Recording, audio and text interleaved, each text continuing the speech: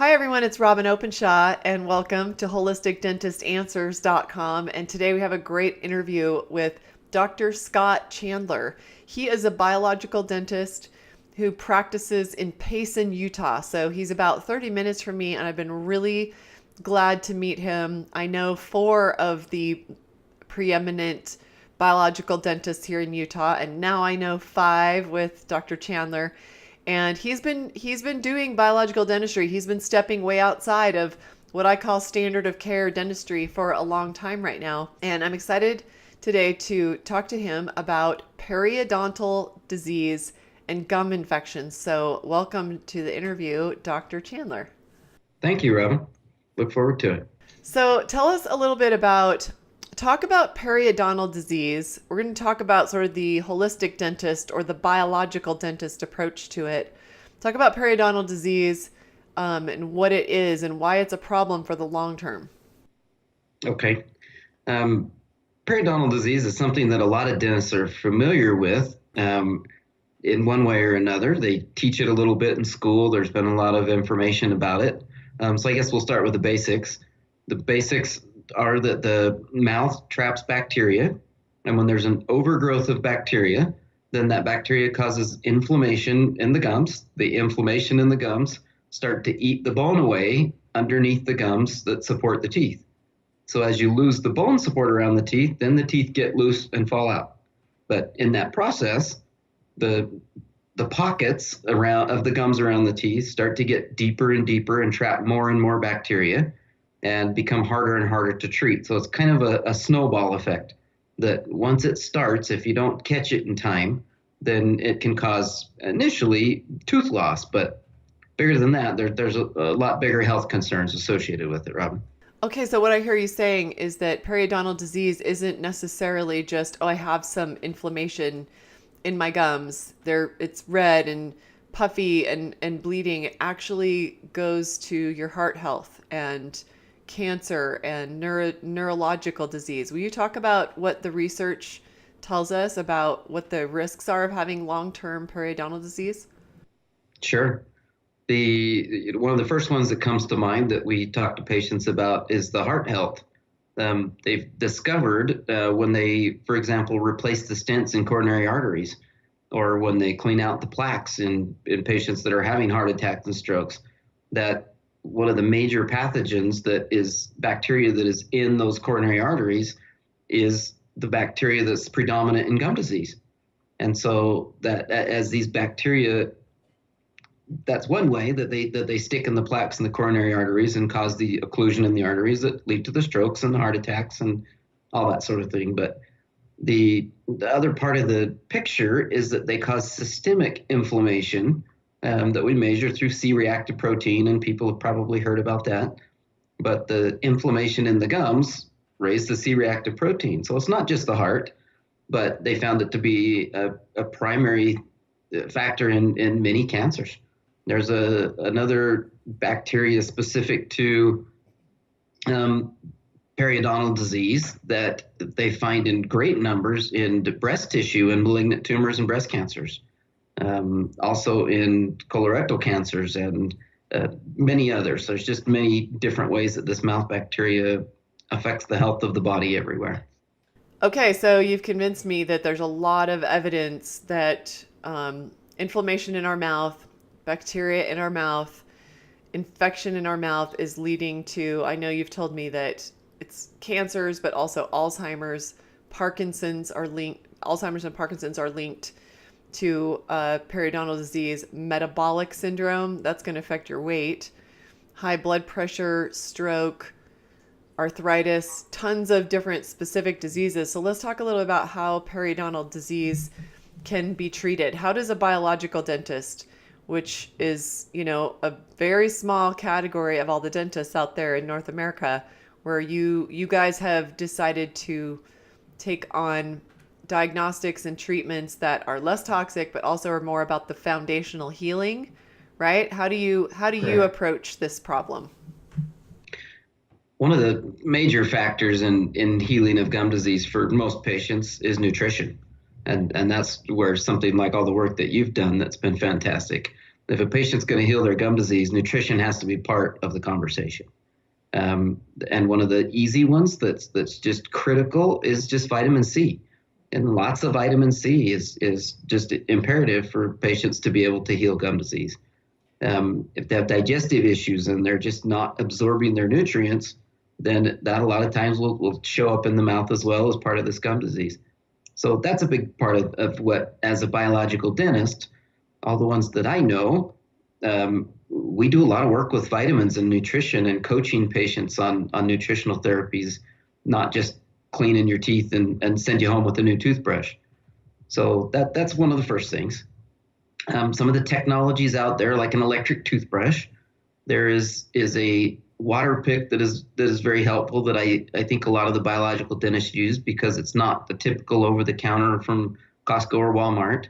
It's called a hydrofloss, and it magnetizes the water. So it creates kind of a force field on the teeth that keeps the plaque from sticking as easily. It's almost 70% less plaque accumulation as compared to a traditional water pick. What's that called? If I wanted to get it from you, could I get it? Yes, we always carry them. We go through quite a few of them. It's called hydrofloss. You can buy them online, but we get a deal, so we usually sell them to patients for less than you can buy it yourself. And that's typical with the electric toothbrushes as well. If you're in the market for one, see your dentist. You can get a lot better deal than you can over the counter. Those are some of the basic therapies that you can use. The other thing that biological dentists will do as part of the process of long-term maintenance is that it's typical for dentists to use mouthwashes such as chlorhexidine. That's a chemical mouthwash that is really not good for you. And so there are other products, holistic. We use Profi paste for cleaning the teeth that are made from essential oils. And we use mouth rinses that are predominantly essential oils and hydrogen peroxide and things like that, that in blind studies perform better than the typical products that dentists use. So those are a few things that you can expect to see from a biological dentist. I think another one also that many of the biological dentists, at least that I know around here, have implemented laser therapy into their periodontal treatments. And the laser therapy is a critical component because in the past, our goal with periodontal disease has been to stop the progression of the disease and just tell patients you've had irreversible jawbone damage. Let's try to stop it right here and maintain it as long as we can. And now with laser therapy, we're actually seeing some regrowth of bone in some of these pockets and some of these areas around the teeth. And so if you can regrow bone, then you're going to be in a lot better condition. And that takes some technologies such as the laser for that to occur. Do you feel like somebody needs to come into your office or to their biological dentist office for their laser treatment, or would you rather see them buy one and take it home? And side note, Dr. Wall sold me a $2,500 laser, which I took home and used when I first started into my process with him. And I'm so sad. I've moved 3 times since I started going to Dr. Wall years ago, and I cannot find that thing. And my son just a couple months ago had all 4 impacted wisdom teeth out. And I'm like, oh my goodness, I really should be doing that to build my own jaw because I had 4 teeth extractions, all of my root canals and implants, and one of my implants coming out, I never could build up enough bone to actually have the implant. And it doesn't matter. It's way back there. It's fine. Nothing I can do about that. But I would like to use a laser to regenerate growth in my jaw. How much do lasers that you sell? Like what would I have to spend if I like got one again? And if somebody's thinking about buying a laser and they called up your office, and what do you think the spend would look like?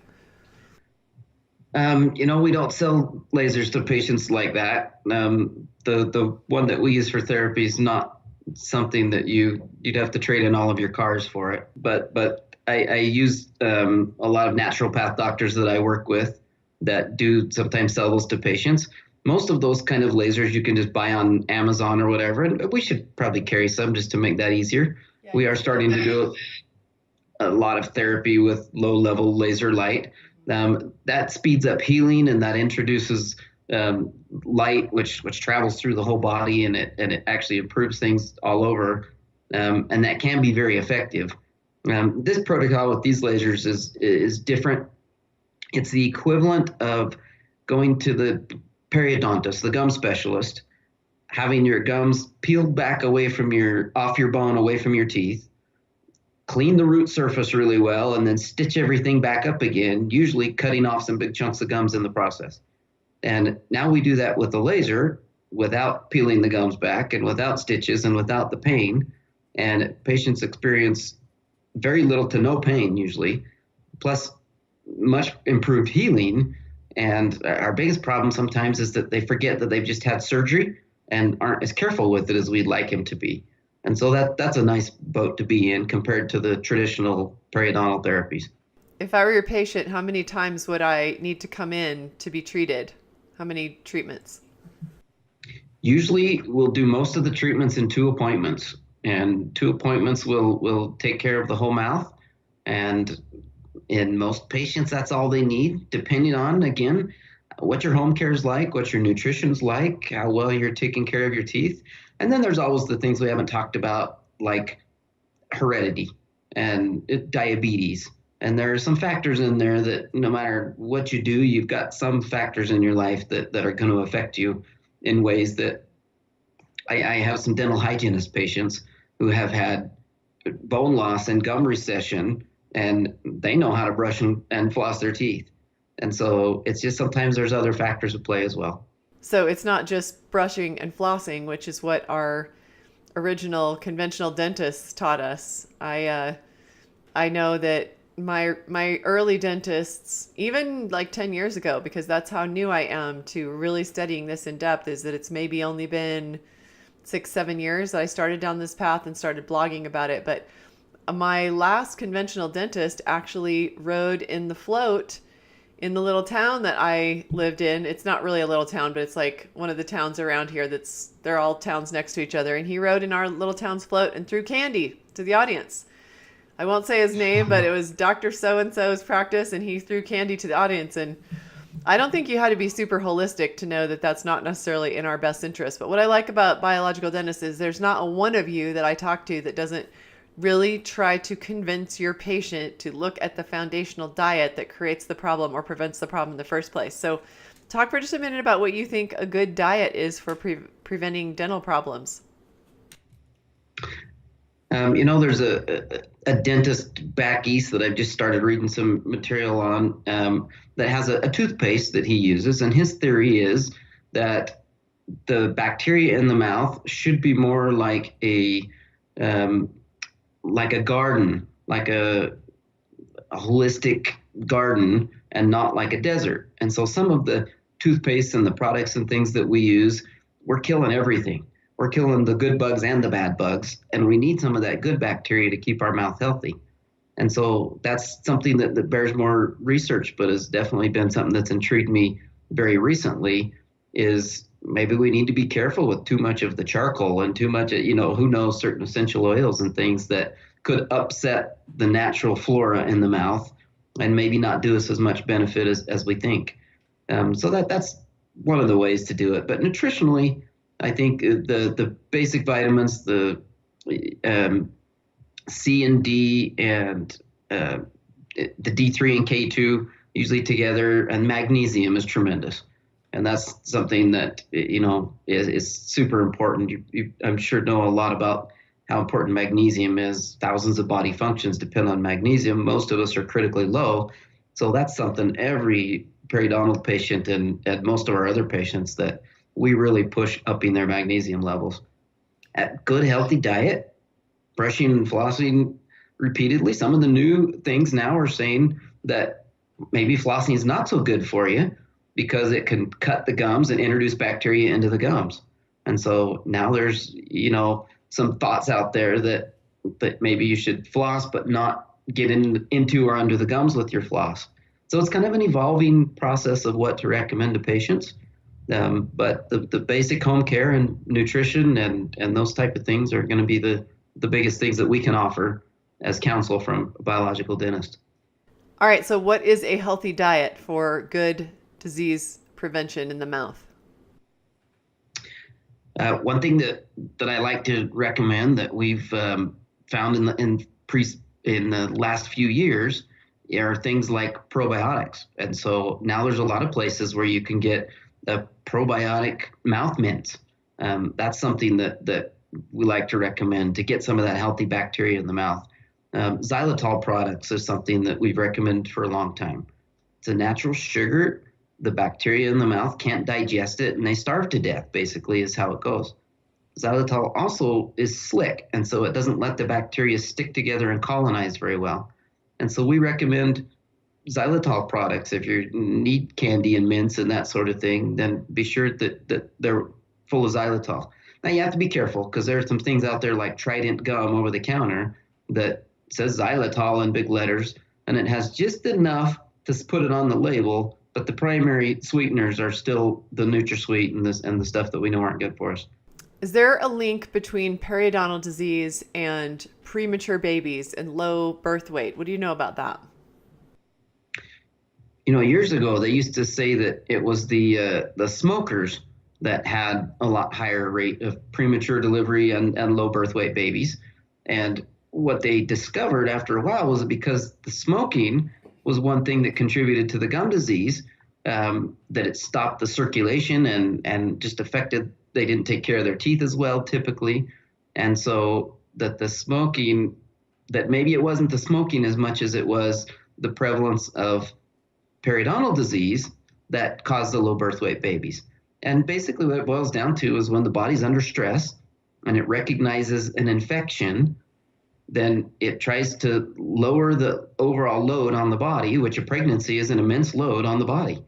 And so what it'll do sometimes is just end the pregnancy earlier than we would like to see because it's recognizing these factors of the overall stress that the body's under. I actually had a dental assistant that got a little infection that didn't seem like a big deal, but it triggered her labor and she had a baby at 25 weeks, ended up doing fine, but she spent several months in the hospital. That's a perfect example of how correlation does not imply causation, because for a long time we thought that the smoking was causing the babies to be delivered early or causing underweight babies. And what you're saying is that it looks more like the smoking caused the periodontal disease, or that smokers are more likely to have a poor diet. And so and then the periodontal disease is what may be more linked, more causative of these low birth weight babies and spontaneous abortions. Am I right? Yes, correct. Okay, so one last question for you. What raises my risk for periodontal disease? What are some of the factors? Genetics that we mentioned before. Diabetes is one of the biggest risks. You just don't heal as well when you're a diabetic. Many diabetics are very poor at controlling their sugars, and sugar just wreaks havoc on the body. And so those are some of the biggest factors. Poor nutrition, again, that we've mentioned, and just not having proper home care, not taking care of your teeth, forgetting to brush and floss, or not having proper techniques. I've had patients that brush and floss 3 times a day and have gum disease because they've never been taught how to brush and floss properly. And so that, again, that's an important thing in which your dentist and dental hygienist can teach you how to do that properly. And use of the tools like the HydroFloss and the electric toothbrush are critical, I think, in that factor. All right. Well, Dr. Chandler is going to come back with us to do another blog post on energy medicine and our mouth, our overall health, but our dental health related to energy medicine. I think that's going to be a really exciting topic. So come back to check out what he has to say about that. That's an unusual topic that most of our biological dentists have not specialized in. But as a last question for you, Dr. Chandler from Payson, Utah, tell us what your favorite kinds of issues are to treat in your biological medicine practice. Oh, that's a good question. My staff wish I would pick a couple to really focus on, but I have enjoyed so much all of it. Probably one of my favorites recently are cavitations. We are treating cavitations a little differently than some other biological dentists, and that's something that I've just really enjoyed. We're having great success with it, and for many patients non-surgically, and that's something that's been really nice for patients. So that and doing the zirconia implants has just been a joy. I've placed many, many zirconia implants over the years and have some myself in my own mouth, unfortunately. But those are two of the things that I think I really enjoy the most. I hope that over time you get some new patients for folks who are discovering what biological dentistry has to offer. And people in South Utah County, now you have met Dr. Scott Chandler, or you can recommend your friends who are from South Utah County because we don't have very many biological dentists, and Dr. Chandler is out there on the cutting edge. So thanks so much for being with us today. Thanks, Robin.